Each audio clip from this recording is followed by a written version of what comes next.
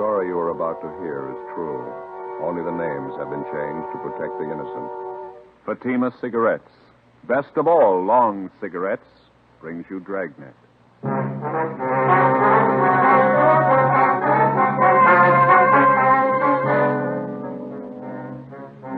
You're a detective sergeant. You're assigned the homicide detail. You go to an apartment house and answer to a shooting and dead body call. Her husband tells you it's suicide. The facts show it to be murder. Your job? Find out. You'll be amazed when you compare Fatima with other long cigarettes. You'll find they now cost the same. But in Fatima, the difference is quality. You see, Fatima is the quality king-size cigarette because it contains the finest domestic and Turkish tobaccos superbly blended.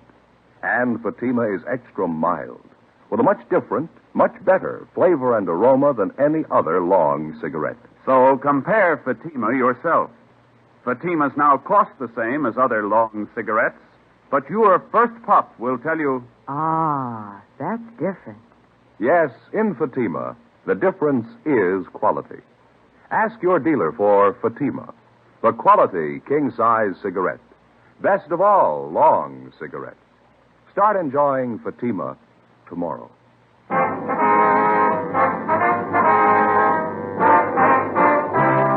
Dragnet, the documented drama of an actual crime. For the next 30 minutes, in cooperation with the Los Angeles Police Department, you will travel step by step on the side of the law through an actual case transcribed from official police files. From beginning to end, from crime to punishment, Dragnet is the story of your police force in action.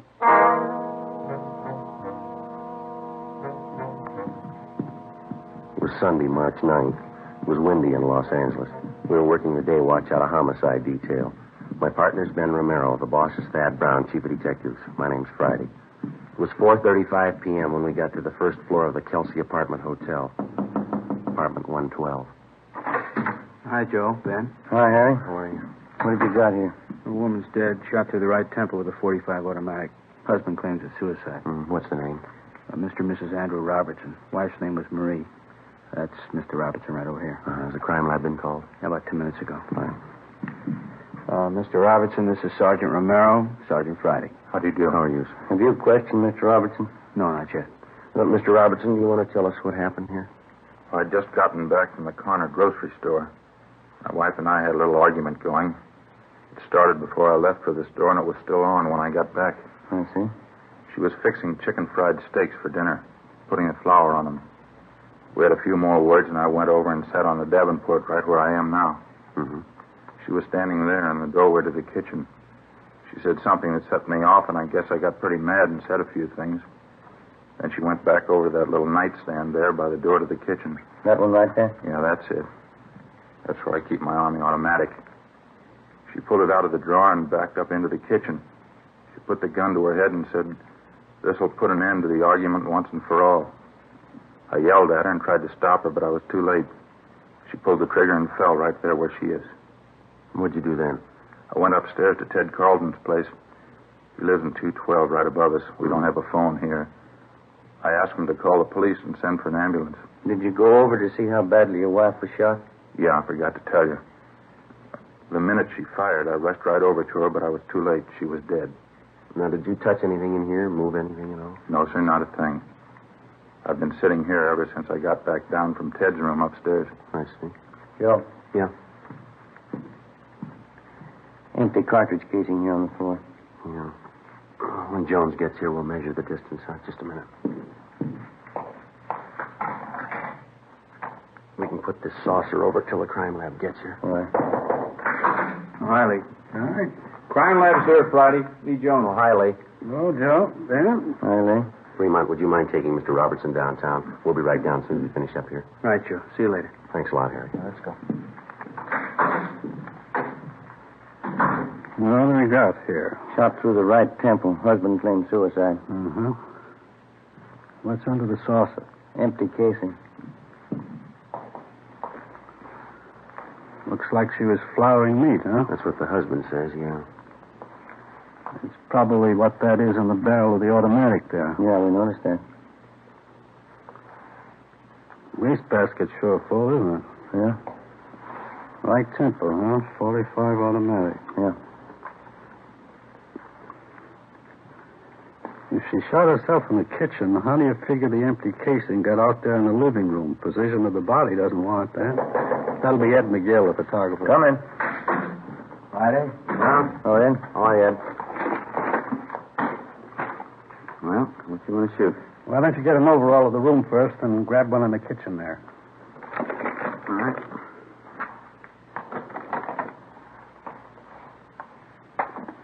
You want to wait till I get that saucer off the casing, Ed? Mm-hmm. Okay. All right. Mary, you want to move over there, love? Oh, yeah. Thanks. All right.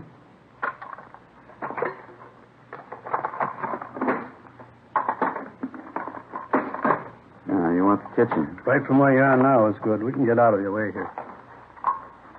Okay, this is fine.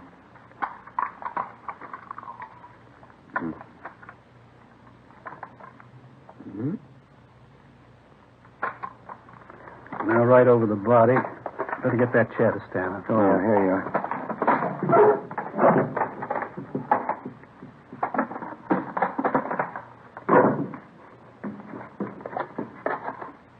Not much room to work in here. Can you get it all in there?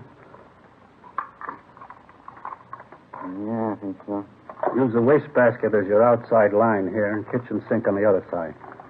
Can't get the sink in. Will you settle for the wastebasket only? Fine. Just use that as your right-hand sideline, huh? All right. Hmm? Okay.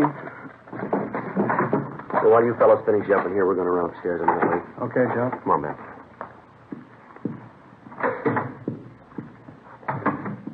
Where do you want to go first? 212? Well, that's this Ted Carlton Robertson mentioned in it. Yeah, the fellows are supposed to have called in for him. All right, yeah. Here it is, right at the head of the stairs. Yes? Police officers. You're Mr. Carlton? Yes, that's right. Come in. Thank you very much. This is an awful thing, isn't it? Yes, sir. We understand that you're a friend of the Robertsons. Yes, I am. Have you found out anything yet? You think Andy killed her? We don't know. We haven't completed our investigation. Oh, I see. I'll bet that's the way it was. I hate to say that, but from all indications, it certainly looks that way. Mm-hmm. How do you mean? The argument, the shouting, and that single shot. I don't know, but it sure struck me that Andy did it. When did the argument start? Was it prolonged, do you know? What do you mean? When did it start? What time, do you know? Well, this one today started about 3:30 when Andy got back from the store, but they've been arguing ever since I've known them. And how long have you known them? About 2 years. Those two never should have gotten married to begin with, if I'm any judge. Are you married? No, sir, I'm not. Wonder if you could tell us, did Mrs. Robertson ever say anything that would lead you to believe that she was in fear of her life? Well, yes, she did. One time Andy stalked out of the apartment down there, and Marie came up here to see me. She was in tears, all broken up about it, as usual during these spats. I see. She said, I'll try to remember exactly how she put it. She said, Andy gets so mad sometimes I think he's going to kill me. What did they usually argue about, do you know? Oh, different things. This particular time that I was telling you about, I think it was over his being late for dinner. I see. Now, aside from this one instance, is there anything else that you can tell us? Well, Andy has a terrible temper, that I know. We used to go out and bowl once in a while, Marie, Andy, and myself. We had to stop. Every time he'd miss a spare, you'd think it was the end of the world. Would he usually seem to take it out on his wife? Most of the time, yeah. Although I must say I caught it a few times myself. Abusive language. She really carried on over nothing at all. Mm-hmm. Did Robertson leave his wife home alone much of the time? No, not any more than usual. Seems like he always wanted to get home just so they could argue. Everybody in the apartment house knows about him. So you said that Mrs. Robertson came up here after that one particular argument, is that right? Yes, sir, that's right. Well, did she come up here often? No, not very often. Just when she was unusually upset and her nerves were on edge. But only then when Andy would rush out mad. Well, do you know whether or not Robertson owns a gun? Yes, I believe he does. Matter of fact, I know he does. One night we were having trouble with prowlers, and he came up here with his automatic. I see. Later on, I think I asked him where he got the gun. He said from the Army. Is there anything else you can add, Mr. Carlton? I was the one who called the police. You knew that. That's what we understand. Didn't Andy tell you? He came up here right after the shot and asked me to call the police for him. They don't have a phone. Well, exactly how did he tell you? What do you mean? Well, what were his exact words? Can you remember them? Well, he said, my wife's shot. Call the police and get an ambulance quick. And what was your reaction to this? I'd heard the shot, so I wasn't too surprised. But when Andy came running up here, I knew before he said a word. You could tell just to look at him. You could tell what? Something was wrong. I had a hunch all along that this might happen someday. What's that? That Andy had killed his wife. Ben and I continued questioning the various neighbors in the apartment building. Their stories all matched in every detail. The Robertsons had been known to argue, quite frequently and quite loud. None of the neighbors could definitely say that they had ever heard Andrew Robertson threaten his wife. All of them volunteered it would be entirely possible. We put in a call to R&I. We found that there was no previous record on Andrew Robertson nor his wife, Marie. Before Lee Jones had finished his investigation, latent fingerprint men had arrived, and the men from the coroner's office were standing by for removal of the body. We canvassed the neighborhood and checked with the various merchants in the area. They could shed no further light on the death of Marie Robertson. The coroner removed the body from apartment 112, and Lee Jones continued with his investigation. Ben and I returned downtown for further interrogation of the suspect. Everything I've told you is the truth. Would you mind going over it just once more? All right. We had our quarrels and arguments, and I guess some of them were pretty bad, but I'd never do a thing like this to Marie. Well, you don't seem very upset about all this, Robertson. I'm not crying, if that's what you mean. I'm sorry she had to do it. Tried to stop her, but there was nothing I could do. Well, you seem to be taking all this pretty well under the circumstances. I don't know if I can explain how I feel about it. You see, Marie and I weren't too happy the past couple of years. We've been married 8 years, and I guess from the start we never could hit it off. Did you used to argue quite a bit? No, not at first we didn't. Just seemed that we've drifted apart the last couple of years. We seemed to fight all the time over nothing at all. I honestly believe we fell out of love. Well, would you mind telling us again exactly what happened this afternoon? First of all, I got up. I always like to sleep on Sundays. She asked me to go to the store. That started the argument. She knows I don't like to go shopping, but it seemed like she was always forgetting something, and I'd have to go. Mm-hmm. When I got back from the store, she was making chicken fried steaks for dinner. Mm-hmm. She was putting flour on the meat. We argued back and forth for a minute, and then she stepped into the living room. I went over and sat on the Davenport. All right, go on. We had a few more words, and she went over to the small nightstand by the kitchen door and took out my Army automatic that I kept in there. She backed up into the kitchen and pointed the gun at her head. Here. She said this will end the argument once and for all. As I said, I was on the Davenport about 12 feet away from her. I yelled at her. What'd you say? I said, Marie, put that gun down. It's loaded. Before I could reach her, she pulled the trigger. Then what'd you do? I rushed over to her, but it was too late. She was dead. Mm-hmm. What happened then? We don't have a phone, so I rushed upstairs to the apartment right over us, Ted Carlton's. I asked him to phone for the police and the ambulance. Did you tell Carlton about your wife? Yes, I did. I told him she'd been shot. Then where'd you go? So, just like I told you, out of the apartment, I went back downstairs and waited in the living room for you people to get there. Did you go near your wife's body? No, I did not. Did you always keep that gun loaded? Yes, I did. I always kept it loaded and actuated. With a shell in the chamber, but I kept the safety lock on. Marie knew how to operate the gun because I showed her for when I was out late. Mm-hmm. She wasn't strong enough to actuate it, but she could work the safety. Did your wife ever try to commit suicide before? Not to my knowledge. Mr. Robertson, you sure that everything you've told us is the truth? It's the absolute truth, every word of it. Well, sir, here's the way it looks to us. We think you killed your wife. I didn't. Let us lay out a few things for you. We talked to your friends and neighbors in the apartment house. We have people who will testify to the fact that your wife was afraid that you might kill her. She told one man that. It isn't true. I don't know what she may have told somebody, but I didn't kill her. It's a known fact throughout the entire apartment building that you and your wife had violent quarrels. The kind of arguments from all reports that could easily lead to something like that. I told you we argued, but I didn't kill Marie. I couldn't do a thing like that. Mr. Robertson, we've made a preliminary investigation of your apartment. You say your wife killed herself. Let me show you some of the flaws in your story here. All I can say is what I've told you is the truth. I didn't kill her. Now, you told us that your wife went to the nightstand and got the gun. That's right. How did she pick up the automatic? How do you mean? Well, how'd she take it from the drawer? Like anyone would pick up a gun? By the butt? She picked it up like anybody would who was going to use it. You're sure about that? Positive? She didn't touch anything but the butt. Well, she had part of her hand on the trigger. Well, we know that, but she didn't touch any other part of the weapon. she did not. She didn't have time. Well, then how do you account for the fact that we found traces of flour on the barrel of the gun? Well, sure, she was flouring meat. Well, how did the flour get on the barrel? I don't know. Well, isn't it true that when you approached her with the automatic pointed at her, she tried to ward off the shot with her hand? Now, isn't that how the flour got on that barrel? That isn't true. Now, you said your wife was putting flour on some steaks. That's right. How do you account for the fact that we didn't find any flour on the butt of the gun where it belonged? Or on the drawer of the nightstand, where you say she first picked up the automatic? Well, I can't answer that. I don't know what all this means. Well, it means that unless you've got some kind of explanation, we have to assume that you're lying, that you killed your wife.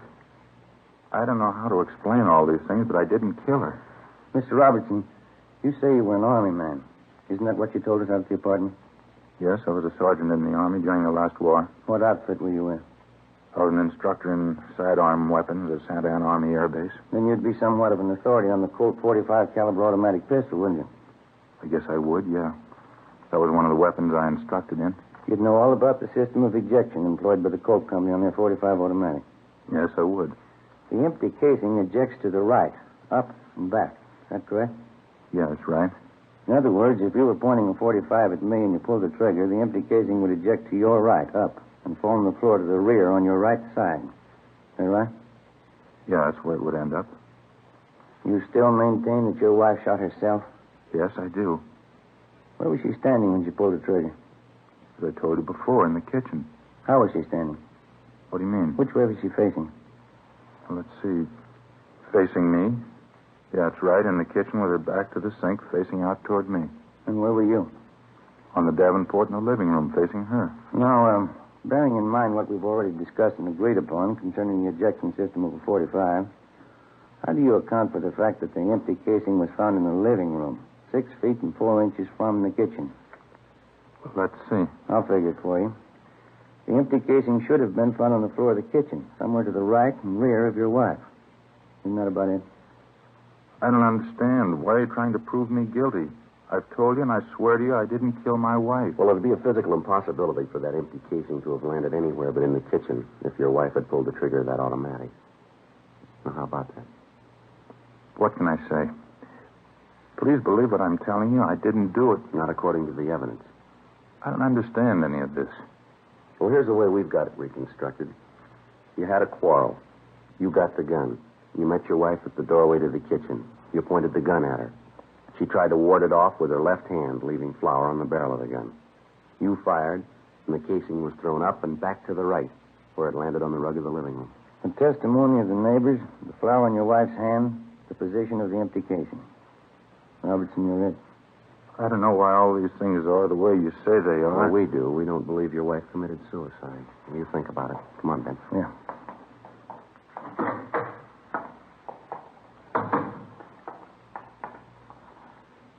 Well, what do you think? Evidence we've got so far has got him tabbed. Yeah. With all that proof, he still refuses to cop out. Something doesn't jibe. Maybe we can find out why.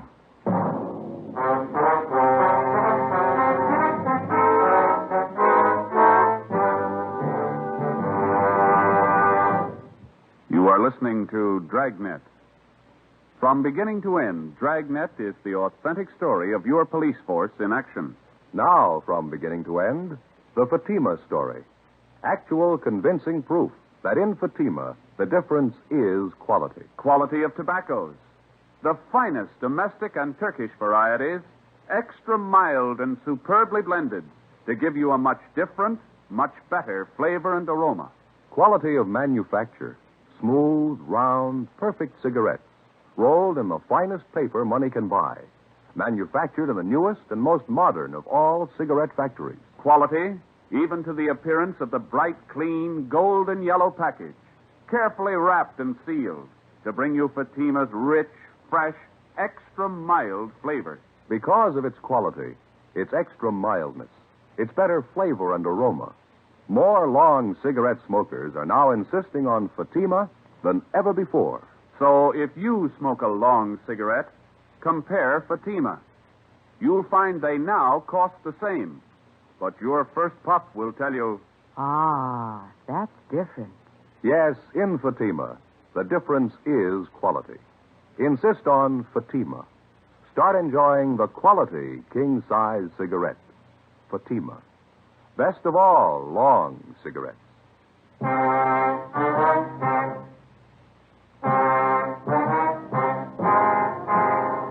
We had Gene Bechtel take Andrew Robertson's statement. We had his testimony that his wife had committed suicide, a fact that he couldn't prove and that we could disprove. We had before us the final investigation. All evidence was taken to the crime lab for analysis. The photographs taken at the scene were developed and brought in for careful checking. In accordance with Robertson's story, both he and his deceased wife were given paraffin tests to determine the presence of nitrates. Both of them were fingerprinted, and latent prints detail started to check them out. 2 teams of men were sent out to talk with the close relatives of the 2 people. Sunday, March 9th, 7 p.m. We got a call from Lieutenant Lee Jones that he had the final results of his investigation. We went over to the 2nd floor of the Central Station crime lab. Got a couple of things for you. Okay. How'd you make out with Robertson? Well, he insists that it was suicide. What's your ID on it? Let me show you what we got. All right. Yeah, look at this. A picture of the .45 casing. That's right. Take a close look at it. Right here in particular. Yeah. You notice this one edge is a little crimped here? Yeah, ejector marks. No, here are your ejector marks up here, see? This crimping is something entirely different. What is it? You remember where you found this casing? 6 feet 4 inches into the living room. That's right. And we wondered how it could have been thrown that far by the ejector if the husband's story's true. The ejector didn't do that. I wondered, too. On closer inspection, I noticed this crimping. Let me show you how this casing got out there in the living room. Here's an identical .45 caliber cold empty casing. Yeah. We place it here on the floor on a piece of carpeting, the same thickness that was in their kitchen, linoleum. Now watch this. I'll step on it, hitting it from an angle. There's your answer to that. When the husband ran over to his wife's side, what did he say he did? Yeah, it's about the size of it. He stepped on the casing accidentally, and certainly not caring about it at that moment, it bounced out into the living room just like a tiddlywink. Now, here. You notice the casing now? The crimping? Check it against the photo. Looks exactly the same way. It matches. Did the flower on the barrel of the gun, it was flour, by the way, did it figure in for you fellas? Well, yeah, we figured the wife was trying to ward off the gun when he pointed it at her. Certainly the logical deduction. Let me show you how it really got on there. Here's that shot of the kitchen out there. Yeah. Notice the wastebasket here? It's pretty full, isn't it? Yeah, we noticed that when we were out there. What you probably didn't notice is this. Now, here's a blow-up of just that section where the wastebasket was.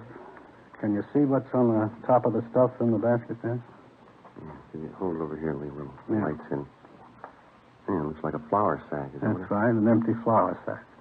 Now, figuring the position of the body in relation to that wastebasket, when she dropped the gun, it fell from her hand, striking the wastebasket, bouncing off, and landing on the floor where you found it.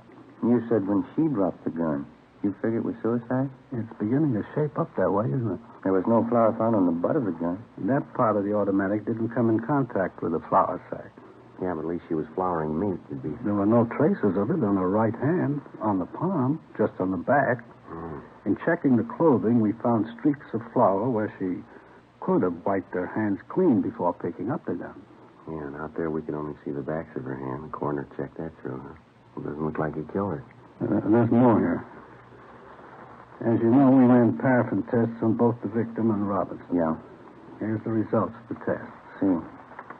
Andrew Robertson, known nitrates negative. Marie Robertson, evidence of nitrates positive. She fired a gun, he didn't, huh? And that's it. There's something else. Here's the report from latent prints. Smudges. One good thumbprint, right hand, belonging to Marie Robertson, indicating she was the last one to handle the weapon. Well, that's about it, Lee? No, that's more for you. Now, this shot was taken facing the east wall of the kitchen. That's the wall that would be on anyone's left, sitting on the Davenport in the front room. That's right. Wouldn't be possible to see that wall from the Davenport. No, it wouldn't, that's right. You can see the white X where we located the slut. Yeah. Relative to the position of the body, if she was standing, holding the gun at approximately a right angle to the side of her head, the bullet would come to rest approximately 4 inches below the crown of her head. Did it check out? The coroner says she was 5'4". The bullet was found at a height of 5 1/8, proving that she shot herself rather than anyone else doing it, judging from the inclination of the bullet. As you know, this is critical. Yeah. From what it's worth, the condition of the wound indicates that it was inflicted from extreme close range. Fair point when you consider that most people wouldn't submit to being shot from close range without a struggle or unless taken by surprise. Well, from all reports, we know she wasn't taken by surprise. Well, that's it, fellas. That's all we have. Well, thanks, Lee. Sure enough. Crime Lab, Jones. Yeah, right here. Just a minute. Either one of you. All right, Lee, I'll get it, huh? Thanks. Friday. Oh, hi, Harry. You did, huh? What's that? Mm-hmm. Yeah. Do you have the letter with you? It does, huh? Yeah? Yeah, right, Harry. Thank you very much. Bye. Harry Fremont. He just left Marie Robertson's mother. What'd she have to say? Well, Fremont says she gave him a letter. He's on his way in with it now. It was written by Marie Robertson. It says something about taking her own life. Her mother says that the husband couldn't have done it. Says the daughter's shown indication in the past of wanting to take her own life. Well, not about things, is it? Makes you feel kind of good, doesn't it? Yeah. Finding a man clear of charge instead of having to hang him up. Come on, Ben. Right. Where you headed? Back cross street. Wait till I get my coat. I'll go with you. What for? I want to see him, too, when you tell him.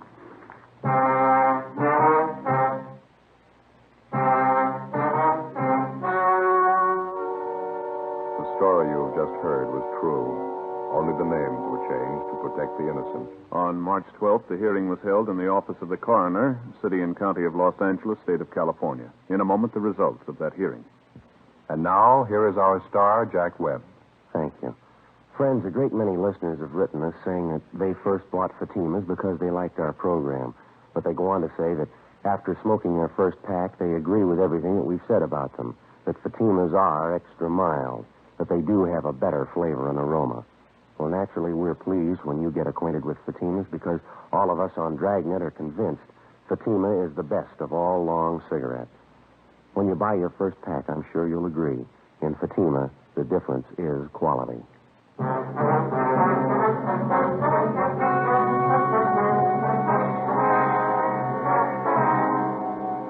Andrew William Robertson was immediately released from custody. A 510 form was made out, exonerating him from any complicity in the death of his wife. Ladies and gentlemen, Mr. James M. Fox, president of the Southern California chapter of the Mystery Writers of America.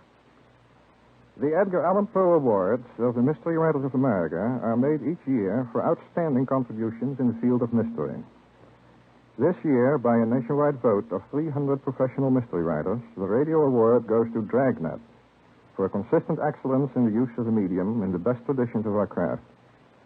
The Mystery Writers of America are happy to present their Edgars, statuettes of Poe, to Dragnet's Jim Moser, who writes the scripts, and a duplicate statuette to Dragnet. Congratulations, Mr. Moser. Thank you, Mr. Fox.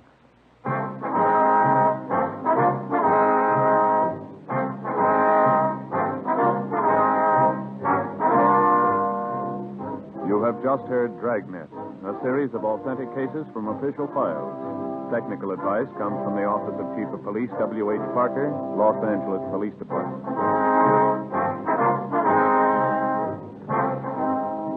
Fatima Cigarettes, best of all long cigarettes, has brought you Dragnet, portions transcribed from Los Angeles.